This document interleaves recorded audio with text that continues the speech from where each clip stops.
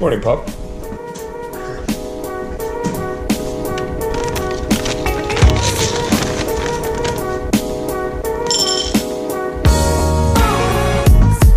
you go, buddy. Good boy. Good boy.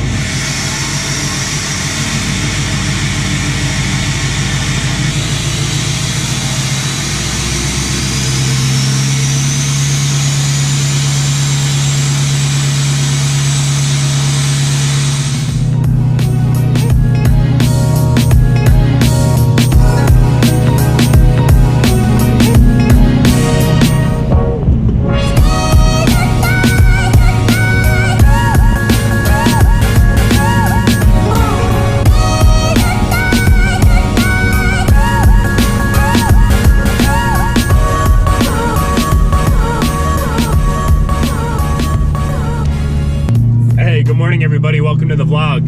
I am currently on my way into work today, but I did want to just introduce this video to you guys before I got started with my daily obligations. This one's going to be a little bit different because it's going to be the first time I've ever made a vlog during a typical work day. More often, I'll try and devote a day to filming and ultimately storytelling for you guys, but I figured I'd try and change it up a little bit, do something a little different, because I know that a lot of the YouTube creators out there do have daily life obligations that they have to do, plus they create content on top of that. So what I wanted to do is just try something a little bit different to work with the free time that I have. So right now it's 7:20 in the morning, 37 degrees in this wonderfully crappy, beautiful, call it what you will, state. I'm going to be pulling into work here in just a few minutes, but I do plan on picking up with you guys just after my morning obligation is fulfilled. Let's call it what you will. But yeah, basically that just means I'm going to do a vlog over lunch today. We're going to be talking a little bit about wheel choices for trucks. So let me knock out this current segment of my, call it what you will, an 8-hour day or maybe 9-hour day. And we're gonna pick back up in just a second. All right, guys, cool, we're on lunch. Morning actually went relatively quickly at work, which is awesome. It is a Friday. To my surprising kind of disappointment here, I thought that the weather was gonna be a lot nicer today, but I guess I really didn't do all my due diligence in trying to figure out what it was actually gonna be like. I remember looking at the Weather Channel app, I think like either Tuesday or Wednesday, and recall seeing something around like 50 degrees today, but give you guys an update. It's 12:06 and the little display here is reading at 44 degrees, and it actually feels significantly colder than 44 degrees. I'm actually pretty chilled today, but maybe it just has to do with the fact that it's overcast and there's quite a little breeze. All right, so basically all you guys are probably familiar with the fact that there are several types of wheels out in the market right now for trucks, whether we're talking light duty or heavy duty trucks or mid-sized trucks. Each one of those wheels varies in strength, weight, price, and durability. So the first option, and I'd say, I guess you could say kind of the most frequented option available for people out there is a cast wheel. So cast wheels are flow formed, and basically what happens is there's a die cast made of some sort of material that ultimately molten metal gets poured into, liquidated metal gets poured into, and then the casting process allows that metal to solidify in that specific cast, and then that cast is then removed from the wheel. So ultimately there is a template that metal is poured into, the metal then hardens, and bada bing bada boom, you have yourself a wheel. All right, so the other more common wheel type, at least regarding trucks, is a forged monoblock one-piece wheel. So just as it sounds, a forged wheel comes from a specific template. It's a specific what they call blank. So basically it's taking a metal either square or template that's already cut out into the shape of a wheel. Let's just say like a 22 by 12, for instance. It's going to look like a wheel. It's going to have the diameter and the width of a 22 by 12, but the inside, the face of the wheel will not be manufactured yet.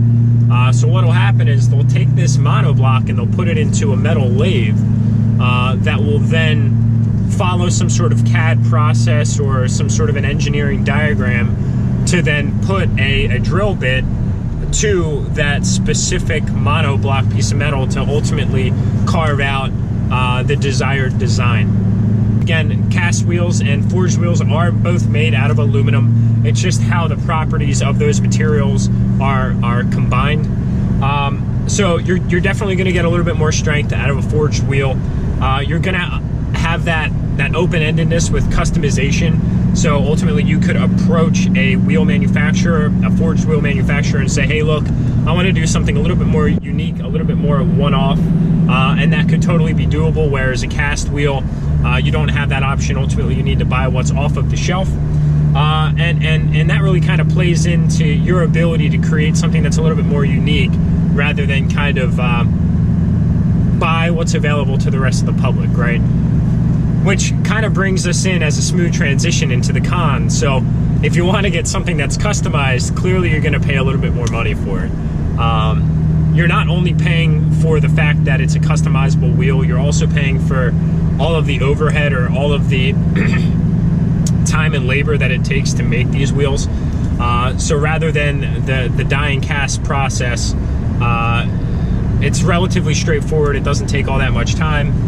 When you get into the milling or machining of wheels, there's a larger labor proponent that plays into it. So you're going to be paying more money for them. Ultimately, I like to say that your average cast wheel is going to be about double the cost if you go out to buy a forged wheel.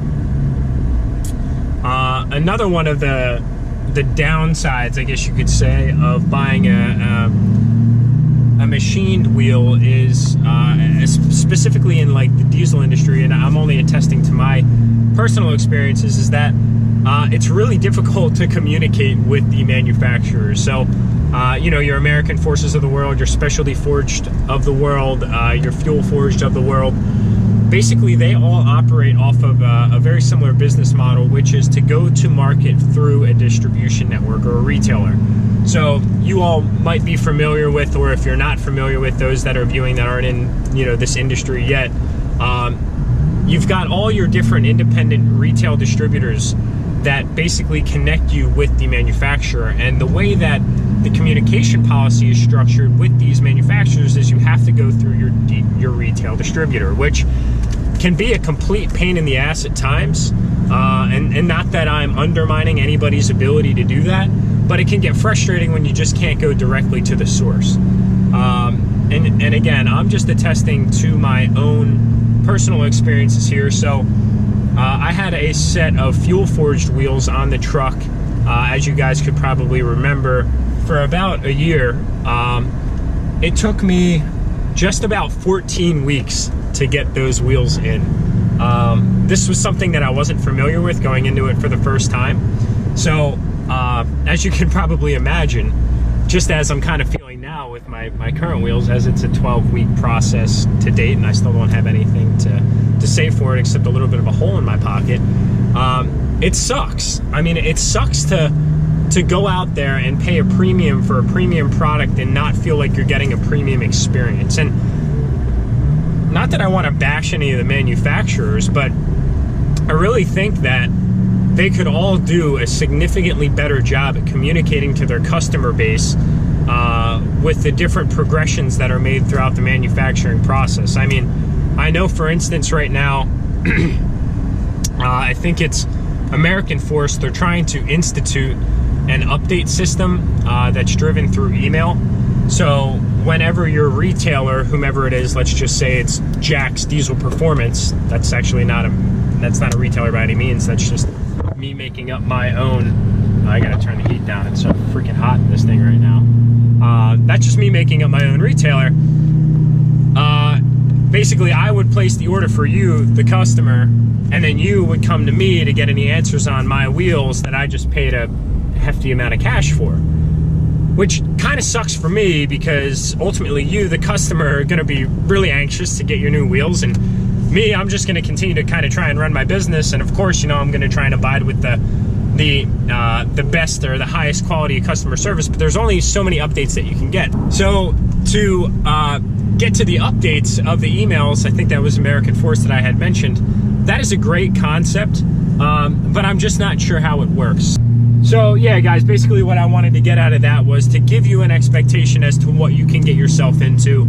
If you go Cast, you can buy the wheels almost at any, you know, big box diesel performance store, or you can go through your, you know, your favorited diesel distributor if you have one of those. You'll get them quickly, it'll be low cost, and, you know, basically you're gonna run the risk of frequently stumbling upon other people that have a very similar truck and a similar setup to yourself. But again, that kind of comes down to what you want to create. Or you could go a forged route. You're going to pay a higher dollar figure, and obviously you're going to deal with a pretty exponential wait time. If you get lucky, you know, it might be like a 3 to 5 week process. Or if you're like me, 2 times in a row now, waiting, you know, at a minimum of 10 weeks. My fuel forged for 14 weeks. My current wheels that I'm waiting on have been about, I think, 11 weeks or 12 weeks come Sunday. Hopefully gonna get an update on that today. Really, I loved both of my setups. I just wanted to end up going with a forged wheel for the second iteration, and ultimately the third iteration, which is gonna be this next setup, because I wanted to try and be a little bit more unique, run a setup that isn't, you know, common across social media, you know, Facebook, Instagram, YouTube, Twitter. I don't even know if like diesel guys tweet. I definitely don't tweet. I wouldn't even know how to use Twitter if I was forced to, but yeah, basically I wanted to go with a forged route because I wanted to create more of a unique look and feel for my Duramax specifically, but I definitely can't bash a cast wheel. I mean, for the cost of it, you know, depending on your personal budget and what it is you're looking to allocate from a financial perspective to your build, I definitely can't bash it. I'm sure that, you know, across fuel wheels or BMF wheels or Soda wheels, that's another great manufacturer, you'd be able to find something that might not be on your specific make and model, or at least the way that you configure a wheel and tire setup with, I'm sorry, a wheel setup with a tire setup. That really is an area that allows you to differentiate a little bit more. As a matter of fact, here is a Duramax here running a set of 20 by, I don't know what those are, 20 by 12 it looks like, fuel cast wheel with a either 35 12.5 or 305 55. I think it might be a 35. Kind of actually looks similar to Street Speed 717's truck. Obviously it's not, because it's not the same color, but it's still a pretty clean setup. So I'll actually go out here and give you guys a quick overview of that. That is a 33 1250 18. Sorry, so that looks like that's an 18 by 12.5 setup, which is actually pretty clean compared to the stock Duramax over here, which just looks like total grandpa status. But that gives you guys a little bit of a better idea as to what you could set yourself up with. So overall, my next wheel setup is going to be a surprise for now, but it is another set of forged wheels. Unfortunately, I'm still waiting for a communication to come back from the company. I'm hoping to get something today, but there's just so much ambiguity surrounding that I just don't know. I just pulled in the sheets because I gotta head back here to work soon, but hopefully you guys liked kind of this configuration with, you know, like the morning routine a little bit, and then kind of like the lunchtime hour. Ultimately, guys, all I'm trying to really do is just utilize the time in the day. Unfortunately, we all know that the days are just too short for everything that you want to get done, and that's where if you can try and disconnect from one of your responsibilities to connecting or, you know, venturing out into one of your other responsibilities or something that at least you want to try and kick off, you might really be able to utilize your time a little bit more. So I just wanted to say thank you guys for tuning in. I'm gonna head into Sheetz right now to pick myself up a Monster to get me through the rest of the day. I do have some pretty exciting stuff planned for the next vlog coming out this weekend. Should be pretty fun. I'm gonna break out the dirt bike, gonna probably go ride a local track and maybe connect with a few of my other diesel buddies. So if you guys like this video, please give it a thumbs up. If you haven't already, please subscribe, turn that red button gray. And if you guys have anything to say, please feel free to drop it in the comments. All I can say, or all I can ask of you guys, is to enjoy the rest of your day, and we'll catch up next time.